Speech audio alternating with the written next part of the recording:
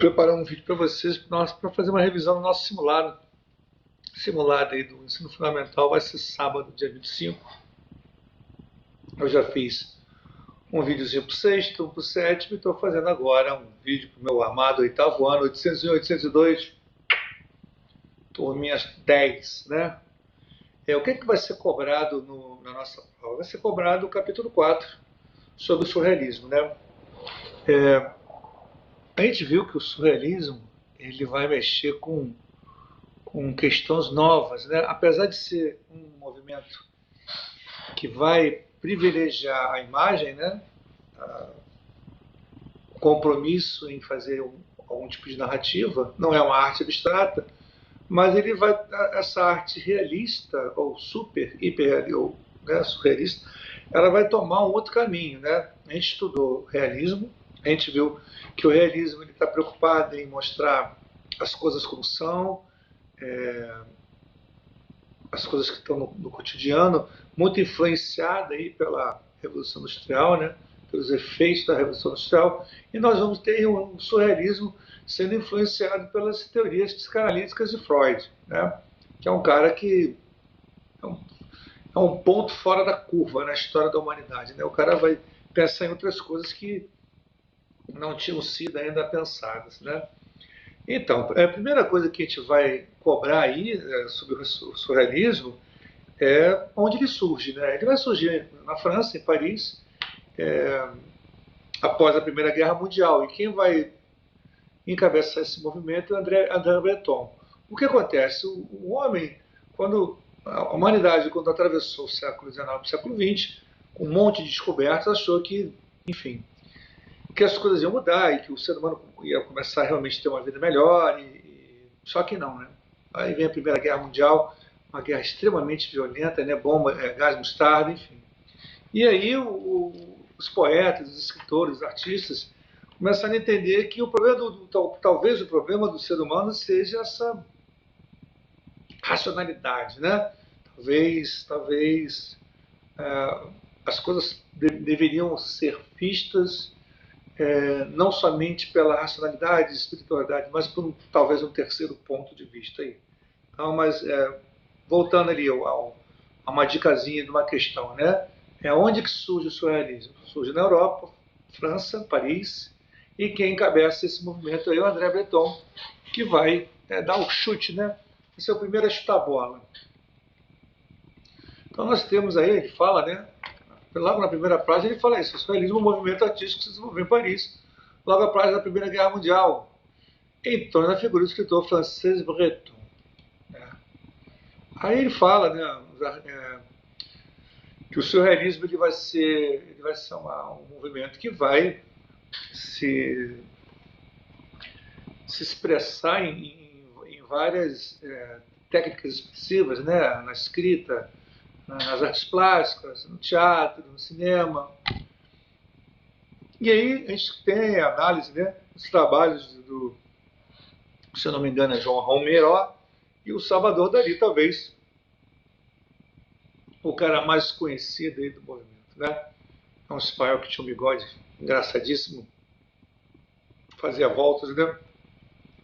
Talvez o trabalho dele é o que tenha ficado mais em evidência, por conta de ser um trabalho em que você consegue fazer uma leitura, né? O do Miró é beirando quase um abstrato, né? É muito doido o do Miró. E esqueci de falar aqui. Então, qual é o conteúdo privilegiado, né, do surrealista? Vão ser os sonhos, né? Os sonhos, aquilo que acontece quando a gente fecha o olhinho, o nosso lado consciente entra em estado modo avião, fica quietinho, e aí emerge, né, as nossas ideias, as nossas preocupações vão emergir nos nossos sonhos, né? Então são sonhos, né? São os sonhos que são o material de excelência para essa arte chamada surrealismo. Okay? Aí nós temos também o trabalho do Magritte, muito bom o trabalho do Magritte, né? Sensacional, você vê que a gente consegue fazer uma leitura, né? E aí você tem um pão aqui em destaque, uma pessoa com quatro mãos, bem um homem moderno isso, né? Um homem agitado, um homem que que precisa de mais duas mãos para fazer tudo o que ele tem que fazer no seu dia. E tem esse Max Ernst, um outro artista que já faz, ó, que já consegue, é quase que uma instalação, né? Na verdade, a instalação e o surrealismo, eles são muito próximos na maneira com que eles surgem, né? E aí tem aí, né, um exercício, uma atividade para a gente fazer um trabalho surrealista. A gente acabou que não fez, mas vamos ver se a gente consegue fazer ainda com colagem. É muito legal trabalhar isso com colagem, pegar a revista velha e fazer as montagens, né? E aí a gente vai aqui para, né,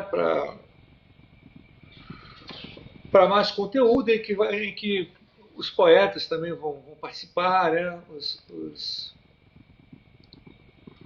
E aí falam que os artistas eles vão ficar, né? Eles foram para a Primeira Guerra Mundial e ficaram chocados com aquilo que eles viram, né? O ser humano deu ruim, né? Então, será que não existe uma outra maneira de a gente abordar a realidade? Você tem que ser realista, tem que ser surrealista. Como é que tem que ser isso? Então, o, o surrealismo é uma alternativa, né? É uma proposta de um novo olhar. Não mais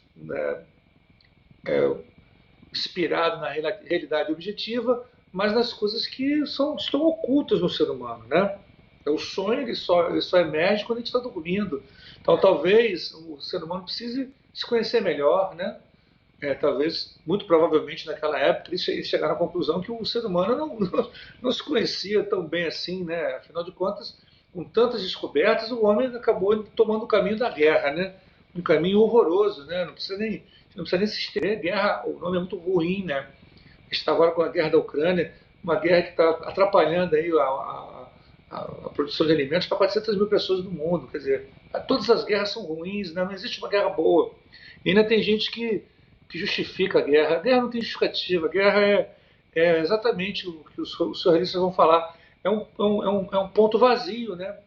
É uma coisa inexplicável. Um ser humano dotado de ração, dotado de espiritualidade, ele seguiu o caminho da guerra. Por isso que os surrealistas vão propor essa, esse novo olhar. E aí vai ter uma questão que eu vou pedir para vocês marcar um artista que não é do surrealismo. E obviamente vocês vão ver aqui, vocês vão ver que tem um artista aí do Renascimento, né? Leonardo da Vinci, e você obviamente sabe que Leonardo da Vinci não foi um surrealista, ok? Então, a gente viu isso, né? Uma outra questão também vai falar por que, né, os surrealistas vão partir para esse caminho. Está explicado aí nessa página 40, né? É uma alternativa, né? Era uma alternativa de ver o mundo de maneira diferente, né? De ver não mais só racional, tentar ver o ser humano de uma outra maneira, porque não dá para explicar. Ninguém entendeu e ninguém entende guerra nenhuma, né?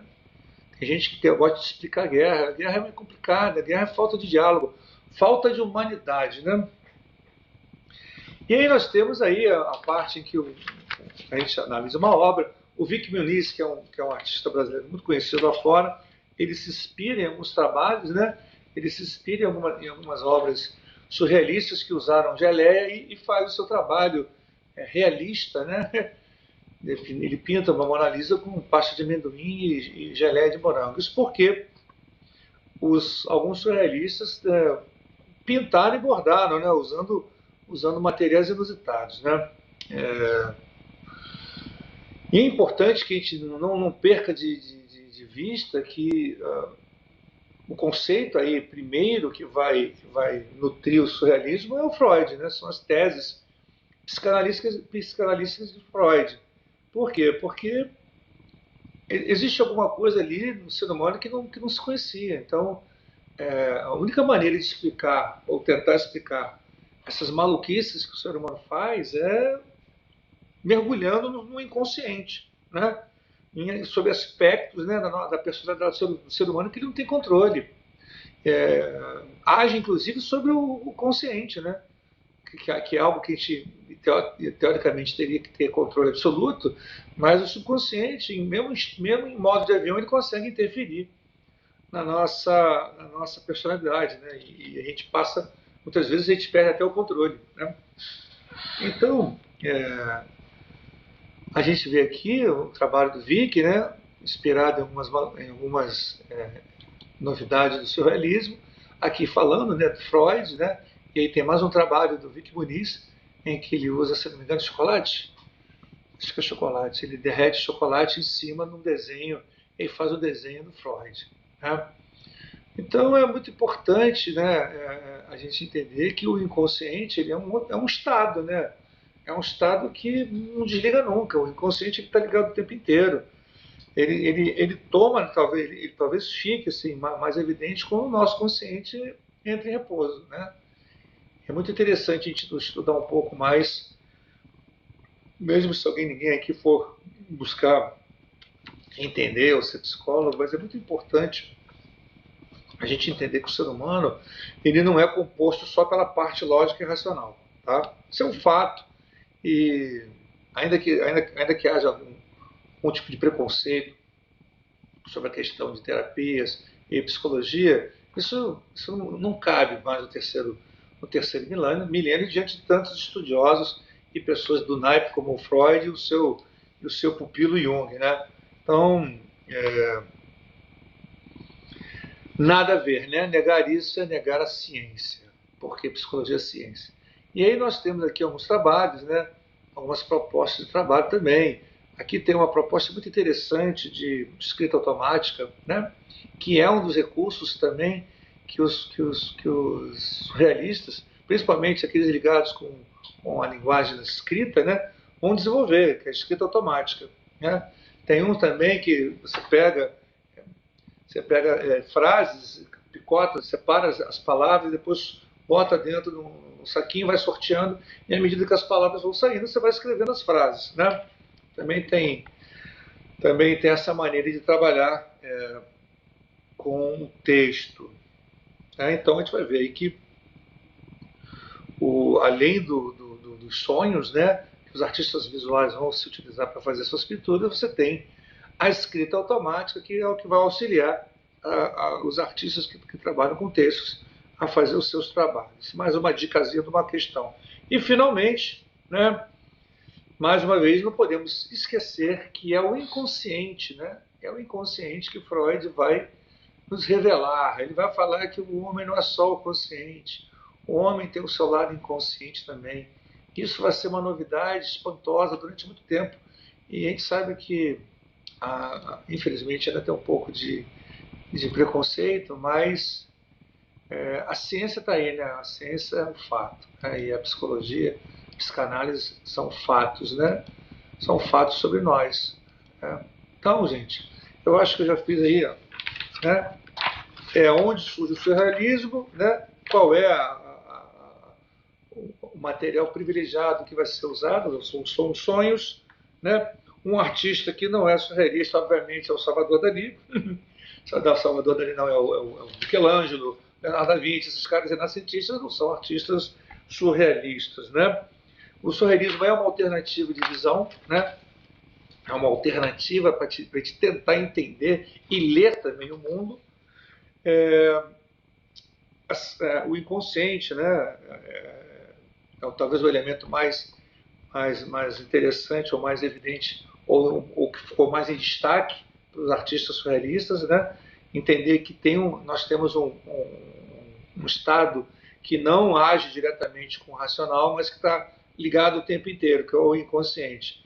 E entender também que a psicanálise ela vai tentar levar à tona todos os nossos recalques, né? Tudo que o ser humano não consegue controlar e não dá conta. Então é muito importante esse aspecto também que permeou a arte surrealista, e não só na questão dos quadros, mas na questão dos textos, a escrita automática. Com isso, gente, eu acho que eu fecho aqui o balão com as dicas do que vai cair no simulado, e eu espero que eu devo dar mais uma ênfase em sala de aula, mas a gente tem uns outros conteúdos ainda para abordar, mas eu acho que aí está mais ou menos entregue aí tudo que vocês precisam saber para fazer uma boa prova. Então, oitavo ano, um beijo do tio Ed, fiquem com Deus e um excelente AV2 ou simulado para vocês. Eu fui, tá? Beijos!